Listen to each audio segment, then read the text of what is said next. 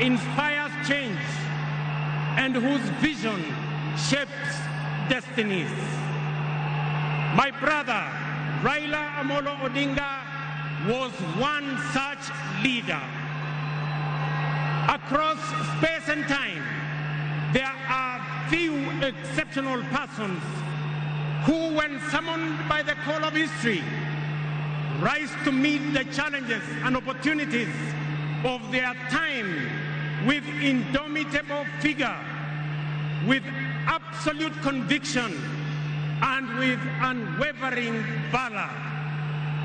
The Right Honorable Raila Odinga, Ward Mary, Ward Nyar Alego, Agwambo, Tinga, Jacom, Enigma, Ward Bean, Baba, the man in whose honor we gather here today belongs to that rare, irrepressible breed of human beings.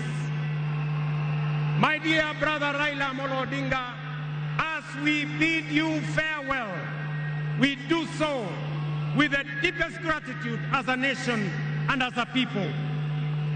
We grieve your loss. We celebrate your 80 years